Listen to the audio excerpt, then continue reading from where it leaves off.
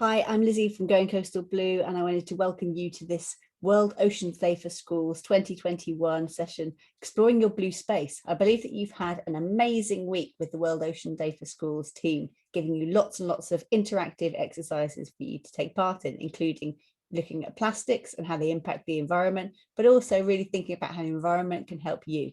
So this session is about getting into that blue space that you've been recently challenged to create for yourself. Now, you've created your blue space and maybe it's possible for you to step into it. I don't know. Maybe it's a smaller blue space and you're simply looking at it. We're going to take about 10 to 15 minutes to give you opportunity to really immerse yourself in that space and really explore what that space does for you. So if perhaps it's a space that you've created that it's not possible for you to physically step into it, what I would suggest that you do is you close your eyes and you imagine yourself on the beach. So we can go to the beach anytime. So the beach is always available to us. We can go to the beach by simply closing our eyes and imagining that we're there. And we're going to do that. We're going to awaken our senses when we do that. And that will allow us to really feel what it feels like to step into our blue minds. So blue space is great for awakening your senses. It awakens your eyes, your ears, your sense of taste, smell, and touch, and gets you really connected.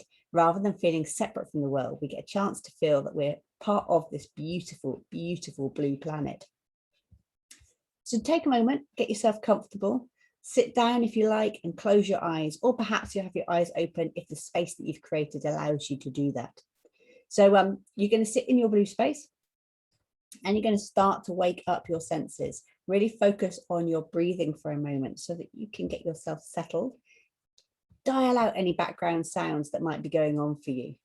So some blue spaces or parts of them serve to energize us, so they can make us feel fizzy and excited, and they can waken up our eyes and our eyes start sparkling and we start really getting into a creative space. Whereas other blue spaces tend to make us feel nice and calm.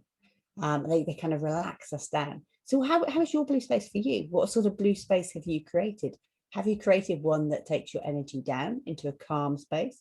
Or have you created one that fizzes your mind with creativity? Let's have a play and notice whatever it is that you notice about your blue space and your blue energy. Step into your space and notice what you notice. So let's first use our eyes. So our eyes are the first place that we meet the world. Information comes in through our senses and we see lots of things. So with your eyes open or closed, scan your surroundings. What is it that you see? So perhaps on your beach that you've created, you see people. Maybe you see some wildlife. What sort of wildlife do you see? Perhaps on your blue space, you notice the terrain. So you notice the rocks and the sand and the structures around you. Sky, water. Become more fascinated and look at the details along the shore. Maybe you see some multicolored windbreaks of people on holiday enjoying that space, families having fun. Notice what colors you can see. Perhaps you see some seaweed. Maybe you even see sandhoppers bouncing around on it, or the patterns of the rock on a cliff face. Perhaps you see pebbles. Maybe your beach is a pebbly beach. What are the shapes of those pebbles? Or maybe grains of sand. What colors are those grains of sand? Are they sparkling in the light? Lots and lots of different colors of sand. Perhaps you see in a rock pool anemones, or maybe hermit crabs or starfish, aliens of the deep. Check out their shapes, their patterns, their colors. Notice. Look at the strand lines on the beach. So strand line comes in when the wave comes in and the wave falls back, creating a line of wet sand and a line of dry. Notice the differences between the colors that creates and the line itself. Notice that when you pay attention to these things, your brain starts to fizz, your mind is active, full of possibility, awakening your creativity. This is a higher energy blue mind. Now move your eyes to the water. Look out to the water, look out to the sea. Are there waves in your sea? Or have you created a scene that's a little bit more still? Either way, there will be movement in the water. Notice what that movement is like. Regular patterns? Do you see those regular patterns? What are they? How many shades of blue and green can you see when you really start to pay attention? As you look at the sea and the sky together, which bits of the sea are transparent? So which bits are see-through?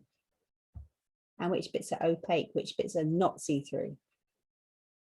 And how does the light play within this space?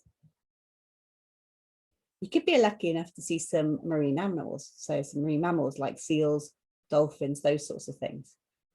Look at how playful they are. Draw your attention to the deep water, deep ocean. Do you see clouds in your sky?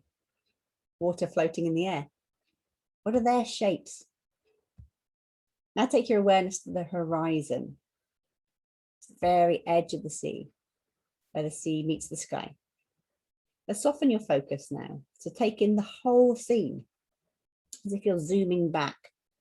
So you can see the whole scene. You can see all of the shoreline and you can see the water.